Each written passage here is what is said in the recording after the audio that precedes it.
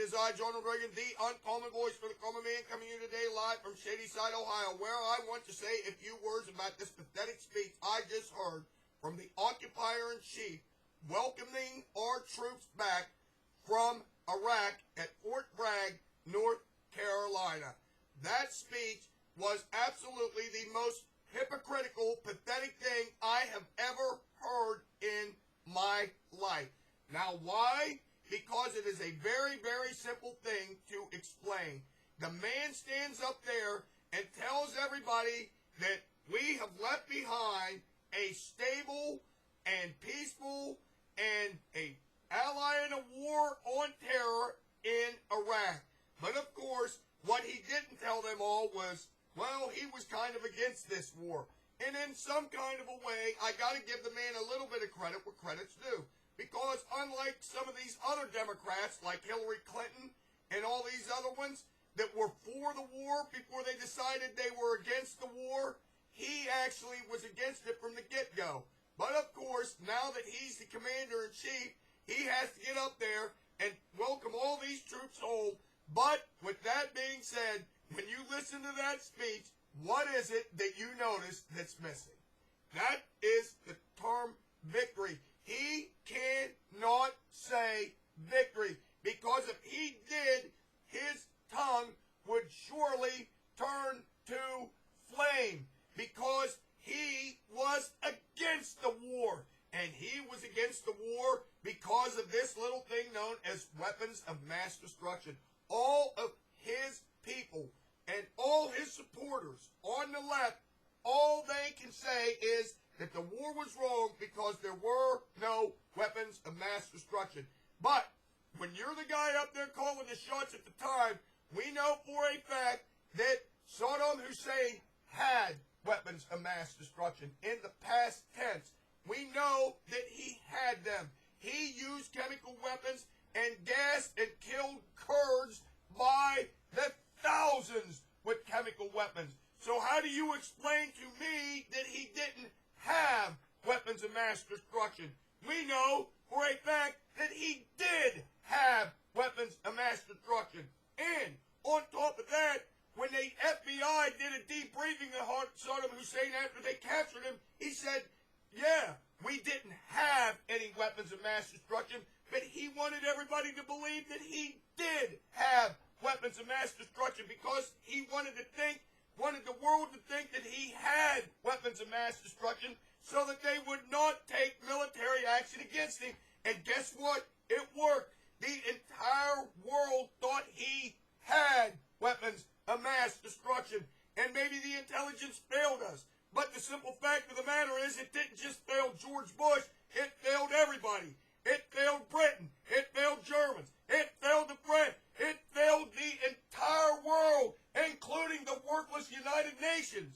So, if you're sitting there and you're making decisions, and you know damn well that he had weapons of mass destruction, what would you have done? Not to mention the fact that we know for a fact that Saddam Hussein was committing genocide, and he was killing his people by the thousands, if not millions. His own people, we know for a fact it was going on. And, of course, when Obama decides that he's going to stop the genocide in Libya with Muammar Gaddafi, he's a hero. But when George Bush does it with Saddam Hussein in Iraq, he's a warmonger. I cannot stand this damn hypocrisy anymore. And, of course, George Bush had to make a momentous decision. The war wasn't going well. And so he had to make a choice. It was either all in or out we go. And so we had to wait for a month or so for him to make this momentous decision. But make it, he did. And when he came out, it wasn't a very popular decision, because the idea was to put more troops in Iraq, particularly Baghdad, to try and stabilize the situation. And of course, we worked with different factions in the Iraqi government and the religious cults, religious whatever the hell they are, the Shiites and the Sunnis, and we came up with some sort of a plan. And guess what? Thanks to the brave efforts of our brave men and women, we turned the tide, and we won the war. But he can't say that. He just can't say it, because if he did, his tongue would surge too. Remember that? Oh yeah, he said no. Let's not put more troops in there. That's the wrong decision. But of course, once victory was achieved, he didn't say too much about it. In fact, he seems to like this surge idea of President Bush's. You know why? Because he took the exact same idea and used it in Afghanistan. The exact same policy. His liberal base is calling for get out of it, get out of Afghanistan, get out of Afghanistan. So what does he do? He rightly puts more troops in Afghanistan because he knows that it worked in Iraq. But of course, that's no thanks to him. But with that being said, I want to take time right now to tell all you brave men and women in the military, since your worthless commander-in-chief won't tell you this, I'll do it for him. You won the war. You won the war the same way we won World War I, World War II, and the Korean War, and brought an honorable end to our sacrifices in Vietnam.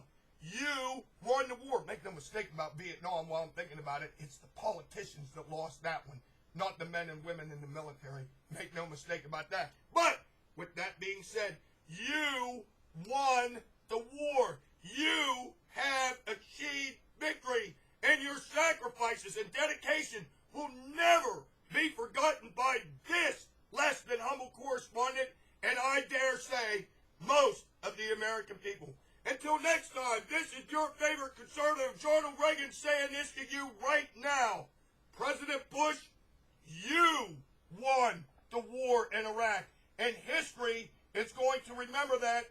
And even though things might not be going good for you now, history will be your judge, and history are going to point out that you liberated all kinds of people in the name of liberty and freedom in Iraq and Afghanistan. And you did the right thing then, and it will always be the right thing to do to provide liberty and freedom to oppressed people all around the world. And with that being said, if the President of the United States cannot use the term victory in giving a speech to the troops that won the war, then that guy is a loser. Until next time, I say this now. Hurrah and out.